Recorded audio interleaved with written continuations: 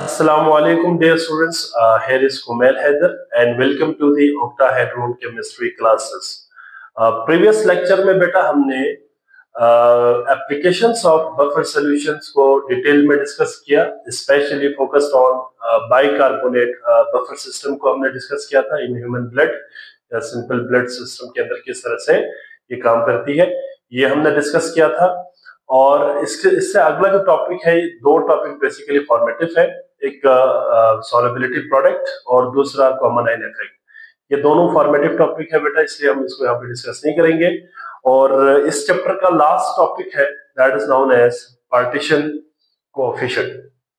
One of the most important topic है बेटा, ये बहुत सिंपल है और इसको हम अच्छे से अंडरस्टैंड करेंगे with the help of diagram और साथ ही इसके डेफिनेशन और इनके जो लास्ट इसके अंदर इन्वॉल्व है, इन चीजों को हम यहाँ पे डिटेल में डिस्कस करेंगे। तो स्टार्ट करते हैं बेटा, पार्टीशन कोएफिशिएंट क्या होती है। अच्छा, इस पार्टीशन कोएफिशिएंट की डेफिनेशन और इस डिस्ट्रीब्यूशन लॉ को डिस्कस करने से पहले मैं थोड़ा सा आपको ना डायग्रामेटिकली समझाता हूं कि ये क्या होता है, ठीक है। सो इसके लिए सबसे पहले हम सपोज करते हैं बेटा, we have a chemical reaction.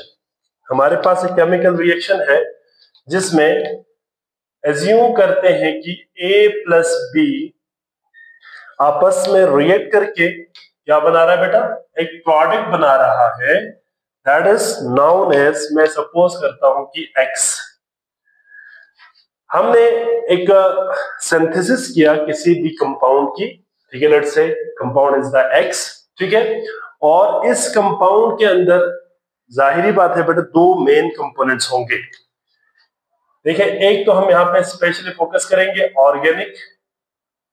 Organic component को, और दूसरा इसके अंदर जो कंपोनेंट होगा बेटा दैट इज इनऑर्गेनिक कंपोनेंट।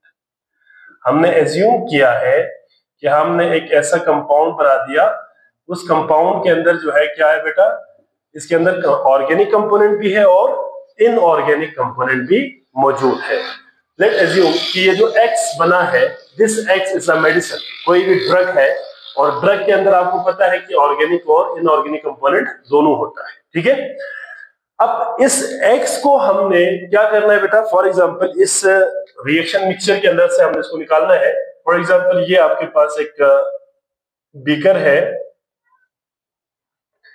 उसके अंदर हमने ये रिएक्शन प्रोसीड किया है, और इस रिएक्शन के अंदर हम एज्यूम करते हैं कि जो हमने मीडियम लिया है या जो सॉल्वेंट लिया हुआ है वो सॉल्वेंट फॉर एग्जांपल वाटर है, ठीक है। ये वाटर है बेटा, और इस वाटर के अंदर हमने क्या बनाया है, इस वाटर के अंदर हमने बेसिकली A और B को मिला के क्या बनाया बेटा, हमने X बनाया है, X, ठीक है। This is our compound. अब हमने क्या करना है, इस कंपाउंड X को क्या करना है बेटा, हमने यहां से निकालना है। अब इसके अंदर ऑर्गेनिक कंपोनेंट भी है और इनऑर्गेनिक कंपोनेंट भी है, ये हमने एज्यूम किया हुआ है। अब इसके लिए हम एक सेपरेशन टेक्निक यूज करेंगे, वैसे यहाँ पे मैं लिख देता हूं, सेपरेशन टेक्निक यूज करेंगे, ठीक है। इस सेपरेशन टेक्निक का नाम है बेटा सॉल्वेंट एक्सट्रैक्शन। क्या नाम है इसका, सॉल्वेंट एक्सट्रैक्शन। अच्छा, इस सॉल्वेंट एक्सट्रैक्शन में जो ऑपरेटर्स हम यूज करेंगे ना बेटा, उस ऑपरेटर्स का नाम है सेपरेटिंग फनल। क्या है, सेपरेटिंग फनल, इस ऑपरेटर्स का नाम है जो हम इसमें यूज करेंगे, ठीक है। तो सेपरेशन टेक्निक हम यहाँ पे बेसिकली यूज करेंगे इस X कंपोनेंट को या इस X कंपाउंड को सेपरेट करने के लिए। और ऑब्वियसली बेटा इसके अंदर ऑर्गेनिक कंपोनेंट भी है और इसके अंदर इनऑर्गेनिक कंपोनेंट भी है, ठीक है। अच्छा जी, इसके लिए जो सेपरेटिंग फनल हम यूज करेंगे, इसकी डायग्राम कुछ इस तरह से होगा बेटा, आप लोगों ने लेबोरेटरी के अंदर देखा होगा इसका डायग्राम कैसे होता है। फॉर एग्जांपल ये एक सेपरेटिंग फनल मैं यहाँ पे डिजाइन कर रहा हूं, ठीक है, कुछ इस तरह से। और थोड़ा इसको मैं बड़ा बना लेता हूं ताकि समझने में आपको आसानी हो, ठीक है। ऐसा होता है बेटा इसके अंदर, और कुछ इस तरह से ये बेसिकली इसका स्ट्रक्चर होता है, ठीक है, कुछ इस तरह से इसका स्ट्रक्चर होता है। और इस बॉटम के ऊपर basically you can say taper होता है, या इसको हम स्टॉप कॉक भी कहते हैं, ठीक है। टेपर जो यहाँ से बेसिकली जिस तरह वाटर की फ्लो को किसी पाइप से अगर आपने ऑन ऑफ करना है, उसके लिए जो वॉल यूज होती है उसको भी स्टॉप कॉक कहते हैं। तो यहाँ पे स्टॉप कॉक लगी होती है और this is the separating funnel. अच्छा, हमने करना क्या है बेटा, हमने जो हमारा रिएक्शन मिक्सचर है ना, फॉर एग्जांपल ये हमारा रिएक्शन मिक्सचर था जो कि हमने इस फनल के अंदर ट्रांसफर कर दिया। ये जो फनल है सेपरेटिंग फनल, इसके अंदर फॉर एग्जांपल यहां तक मैंने फॉर एग्जांपल इस कंपोनेंट को, लेट्स सपोज मिक्सचर को यहां पे डाल दिया इस सेपरेटिंग फनल के अंदर, ठीक है। ये जो सेपरेटिंग फनल है, इस सेपरेटिंग फनल के अंदर हमने रिएक्शन मिक्सचर, ये सिंपल हमारा जो एक्स था वाटर के अंदर, उसको हमने इसके अंदर पुट कर दिया, ठीक है। ये जो आपको ग्रीन कलर में मैंने बनाया है, दिस इज बेसिकली क्या है बेटा, वाटर। ये वाटर है और इस वाटर के अंदर क्या है बेटा, इस वाटर के अंदर हमने एक्स को लिया हुआ है, इसके अंदर एक्स मौजूद है, ठीक है। मैं समझाने के लिए कर रहा हूं कि this is the x, x इसके अंदर मौजूद है। अच्छा जी, अब ये जो एक्स इस वाटर मीडियम के अंदर मौजूद है, हमने क्या करना है बेटा, इस सेपरेटिंग फनल के अंदर एक ऐसा सॉल्वेंट ऐड करना है जिसकी नेचर ऑर्गेनिक हो, ऑर्गेनिक नेचर हो, उसको हमने ऐड करना है। अब ऑर्गेनिक नेचर में आपने कोई ऐसा सॉल्वेंट लेना है जिस सॉल्वेंट के अंदर इस एक्स की एफिनिटी मौजूद हो, मतलब वो एक्स जो है उस सॉल्वेंट के अंदर भी अपने आप को क्या कर सके, डिसॉल्व कर सके। बट कंडीशन ये है कि जो सॉल्वेंट हम ऑर्गेनिक सॉल्वेंट का इसके अंदर ऐड करेंगे वो वाटर के साथ क्या होना चाहिए, इमिसिबल होना चाहिए, मतलब पानी के साथ मिक्स्ड या पानी के अंदर डिसॉल्व ना हो। मतलब पानी और जो ऑर्गेनिक सॉल्वेंट हम यूज करेंगे वो ऐसा होना चाहिए कि वो सॉल्वेंट पानी के साथ जो है एफिनिटी शो ना करे, ठीक है। मिसाल के तौर पर अगर आप अल्कोहल लेते हैं, मिसाल के तौर पर मेथनॉल या एथेनॉल लेंगे तो वो पानी के अंदर डिसॉल्व होता है क्योंकि हाइड्रोजन बॉन्डिंग होती है। लेकिन अगर आप कोई ऐसा सॉल्वेंट, लेट से हमने क्या डाला बेटा इसके अंदर, हमने फॉर एग्जांपल इसके अंदर डाल दिया ईथर को, ठीक है। तो ईथर जो है जब इसके अंदर जाएंगे तो जाहिर बात है बेटा, ईथर पानी के साथ मिक्स नहीं होता, दे आर इमिसिबल। ये क्या होता है, इमिसिबल होता है। अब ये जो इमिसिबल सॉल्वेंट है, ये क्या है बेटा, हमने ऑर्गेनिक सॉल्वेंट दिया है, और लेट से ये जो ऑर्गेनिक सॉल्वेंट है वो हमने ईथर दिया है। अब यहां पे आपने एक पॉइंट को क्लियरली अंडरस्टैंड करनी है कि आपको बिल्कुल जो है you can say visible two layers नजर आएगा, और ये जो लेयर हमने यहाँ पे बनाई है, दिस इज बेसिकली, हम सपोज करते हैं कि ईथर है, ठीक है। और ether is the organic solvent, ये एक ऑर्गेनिक सॉल्वेंट है, ठीक है। और दूसरा सॉल्वेंट क्या है बेटा, वाटर है। इसमें एक चीज आपने याद रखनी है कि अगर आप वाटर के अंदर ईथर को डालेंगे ना बेटा, ठीक है, तो जिसकी डेंसिटी ज्यादा होती है वो बॉटम पे होगा बेटा, और जिसकी डेंसिटी कम होगा वो ऊपर होगा। अब यहाँ पे ईथर की ना बेटा डेंसिटी कम होती है, लो डेंसिटी होती है, इसकी लो डेंसिटी होती है, इसलिए ईथर की लेयर ऊपर है। और वाटर जो याद रखिएगा बेटा, इसकी डेंसिटी क्या होगी बेटा, हाई डेंसिटी होगी, और इसकी डेंसिटी ज्यादा होने की वजह से ये बॉटम पे सेटल हो गया है, ठीक है।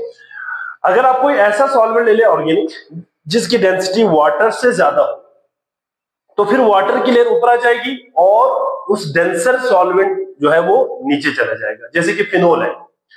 अब वाटर और फिनोल में अगर आप देखें ना, तो फिनोल की डेंसिटी वाटर से ज्यादा होती है, तो फिनोल नीचे आएगा, पानी ऊपर आएगा, ठीक है। तो यहाँ पे हमने ईथर लिया है, तो ईथर की डेंसिटी जो है वो वाटर से कम होती है, इसलिए ये ऊपर आया है, ठीक है।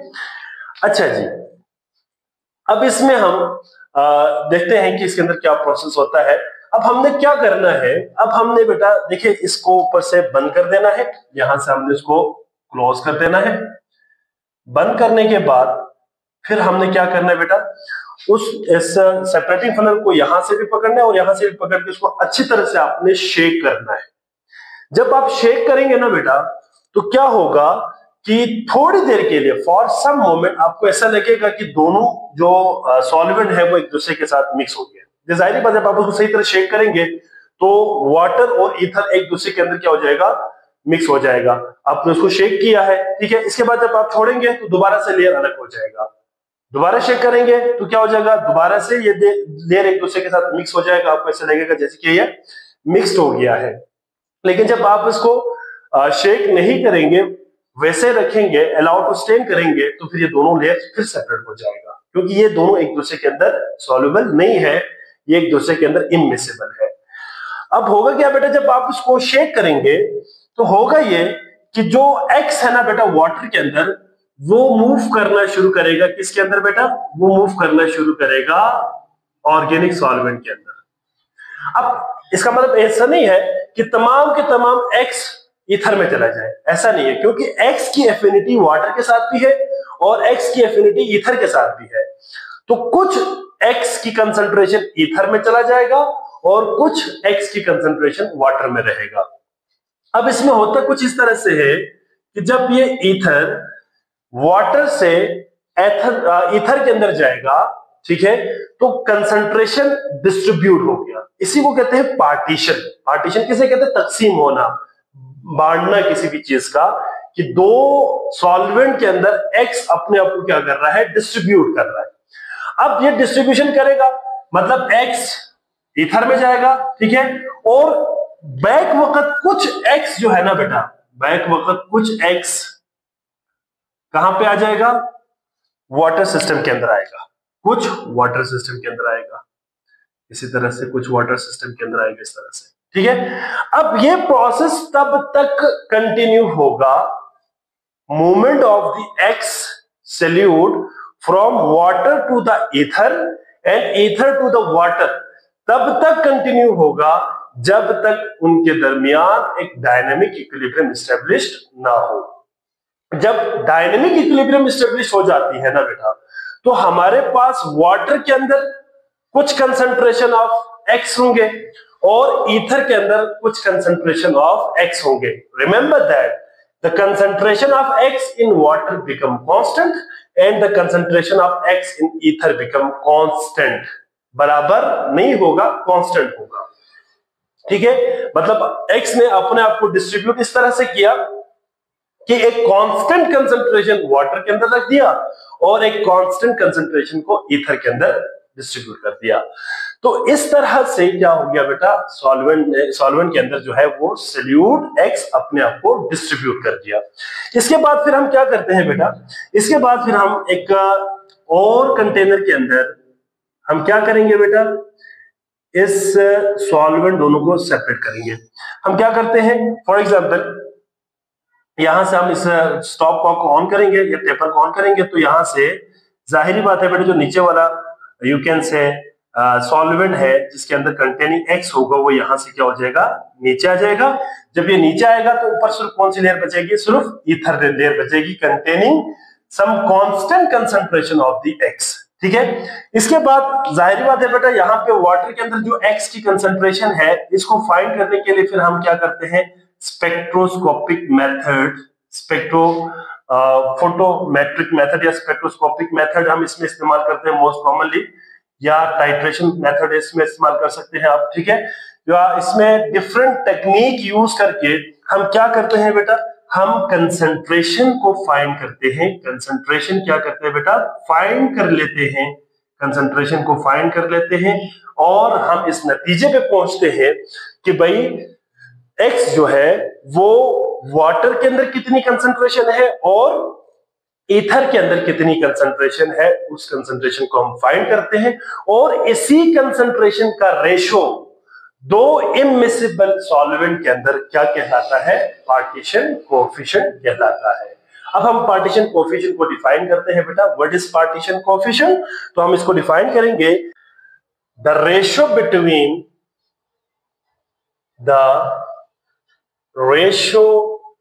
बिटवीन ठीक है बेटा, किसकी, between the concentration of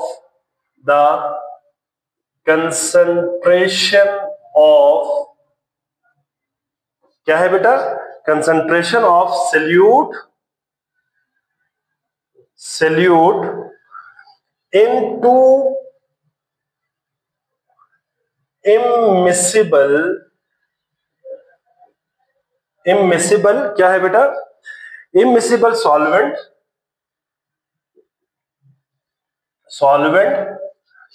connected with each other, या immiscible solvent in contact with each other, in contact with each other, ठीक है। क्या है, the ratio between the concentration of solute in to immiscible solvent in contact with each other when a dynamic equilibrium क्या होगा बेटा, is established at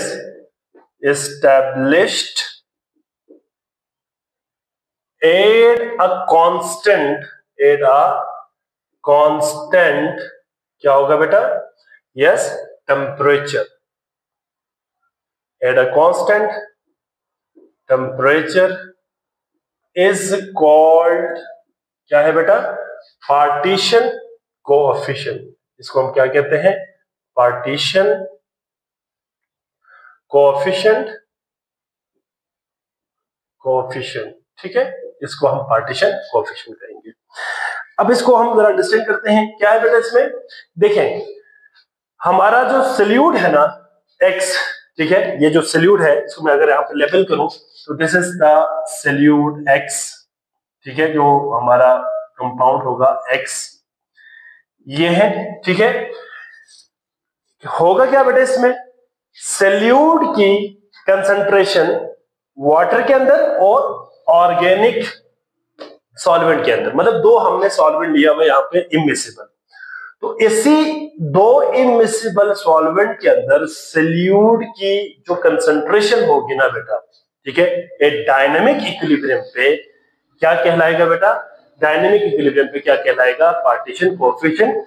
condition क्या होगी यहाँ पे, एट अ पर्टिकुलर टेम्परेचर, यहाँ पे टेम्परेचर को कांस्टेंट होना चाहिए, अगर टेम्परेचर अगर यहाँ पे चेंज होता है तो यहाँ पे सॉल्युबिलिटी भी चेंज हो जाएगा, ठीक है।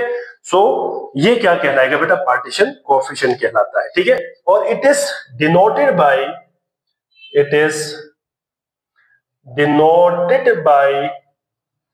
क्या है बेटा, के कैपिटल लिखना है बेटा और स्मॉल p और c। अच्छा, p का मतलब है पार्टीशन, c का मतलब कोएफिशिएंट है, k का मतलब कांस्टेंट, ठीक है, कांस्टेंट फॉर पार्टीशन कोएफिशिएंट, इसका मतलब ये है। अब इसमें हुआ क्या है बेटा, इसमें हुआ ये है कि x जो है ना, x हमारा, ठीक है, ये हमने किस में लिया बेटा, इन वाटर, ये क्या करेगा बेटा, ये डायनामिक इक्विलिब्रियम एस्टैब्लिश करेगा बिटवीन, डायनामिक इक्विलिब्रियम एस्टैब्लिश करेगा बेटा, डायनामिक इक्विलिब्रियम होगा किसके साथ बेटा, x इन ऑर्गेनिक सॉल्वेंट। अब हमने यहाँ पे ऑर्गेनिक सॉल्वेंट क्या लिया है बेटा, हमने यहाँ पे ईथर लिया है, तो हम यहाँ पे ईथर लिखेंगे, ठीक है। और इन दोनों के दरमियान एक डायनामिक इक्विलिब्रियम एस्टैब्लिश होगा। मैंने आपको बताया कि डायनामिक इक्विलिब्रियम कैसे होता है, कैसे एस्टैब्लिश होता है डायनामिक इक्विलिब्रियम, ठीक है बेटा। इस डायनामिक इक्विलिब्रियम पे ratio of concentration of solute in to immiscible solvent क्या कहलाता है बेटा, टू इमिसिबल सॉल्वेंट क्या कहलाता है, यस, पार्टीशन कोएफिशिएंट कहलाता है, ठीक है। अच्छा, यूनिट याद रखिएगा बेटा, इसका यूनिट नहीं होता है, ये डायमेंशनलेस प्रॉपर्टी है बेटा, यूनिट इसकी क्या होगी, नो यूनिट, ठीक है, याद रखिएगा, पार्टीशन कोएफिशिएंट का कोई यूनिट नहीं होता, रेशियो है इसलिए यहाँ पे no unit, it is a dimensionless property, ठीक है। अब इसी पार्टीशन कोएफिशिएंट को अंडरस्टैंड करने के लिए एक लॉ है बेटा जिसका नाम है डिस्ट्रीब्यूशन लॉ, या इसको कहते हैं पार्टीशन लॉ, ठीक है। अब डिस्ट्रीब्यूशन लॉ या पार्टीशन लॉ, इसका एक और नाम भी है, वो है नर्न्स डिस्ट्रीब्यूशन लॉ। चलिए मैं इसको भी लिख लेता हूं बेटा, अगर हम यहाँ पे लिखे, बल्कि मैं पहले डिफाइन कर लेता हूं इसको, इसके बाद फिर मैं इसको यहाँ पे लिख देता हूं, ठीक है। This law can be stated that, क्या होगा बेटा, a solute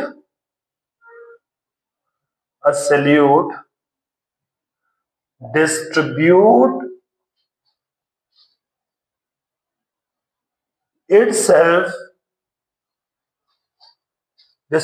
itself between two immiscible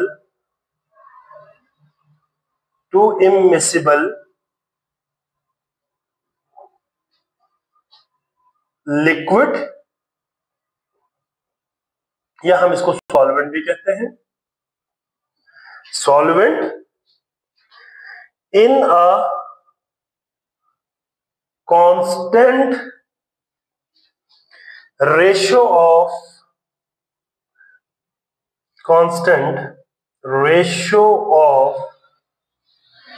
क्या होगा बेटा, कंसंट्रेशन irrespective या regardless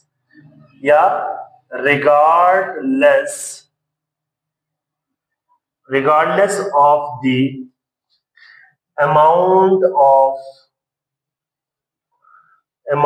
of solvent added, yes, solvent added या liquid added. This is known as, क्या है बेटा, this is known as distribution law, या इसको पार्टीशन लॉ भी कहते हैं। अच्छा, इसका एक और नाम भी है बेटा, आल्सो कॉल्ड, इसका एक और नाम भी है बेटा, क्या है, नर्न्स डिस्ट्रीब्यूशन लॉ, नर्न्स, ठीक है, डिस्ट्रीब्यूशन लॉ भी कहते हैं इसको, लॉ, ठीक है। अब इसकी मैथमेटिकल फॉर्म को भी हम लिखते हैं, मैथमेटिकली हम इसको कैसे लिखेंगे बेटा, मैथमेटिकली अगर हम इसको लिखें, मैथमेटिकली अगर हम इसको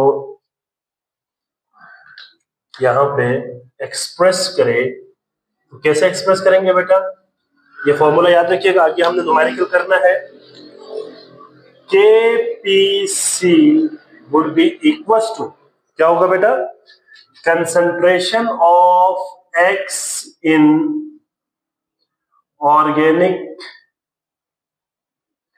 सॉल्वेंट डिवाइडेड बाय, क्या होगा बेटा, concentration of X in water. ये फॉर्मूला आप लोगों ने याद रखनी है, ठीक है। क्या है बेटा, पार्टीशन कोएफिशिएंट कांस्टेंट किसके बराबर होगा बेटा, कंसंट्रेशन ऑफ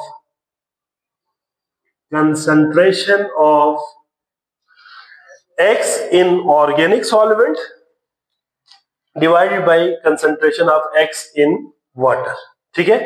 ये फॉर्मूला आप लोगों ने याद रखनी है। अच्छा, यहां पे जो मैंने स्टेटमेंट लिखा है, इसको एक दफा जरा हम अंडरस्टैंड करते हैं कि डिस्ट्रीब्यूशन लॉ या पार्टीशन लॉ क्या कहता है बेटा, ये कहता है कि सॉल्यूट डिस्ट्रीब्यूट होगा itself between two immiscible liquid या solvent in a constant ratio of concentration. ये भी हमने बात की कि मतलब जो X होगा हमारा, या जो हमारा सॉल्यूट होगा, वो दो इमिसिबल सॉल्वेंट के अंदर एक constant ratio of the concentration के हिसाब से डिस्ट्रीब्यूट होगा। आगे एक टर्म लिखा हुआ है, ये पॉइंट जरा बड़ा क्लियरली आपने समझना है, इररिस्पेक्टिव या regardless of the amount of solvent added. इसका मतलब ये है कि मिसाल के तौर पर यहां पे हमने वाटर और ईथर लिया हुआ है, वाटर एंड ईथर सिस्टम हमने लिया हुआ है।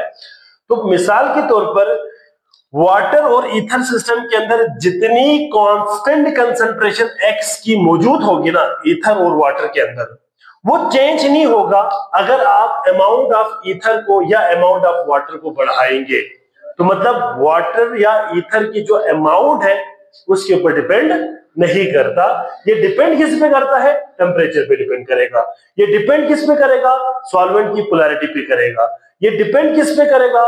सॉल्यूट की पोलैरिटी पे करेगा। ये डिपेंड किस पे करेगा? Size and the molecular mass of the solute पे डिपेंड करेगा।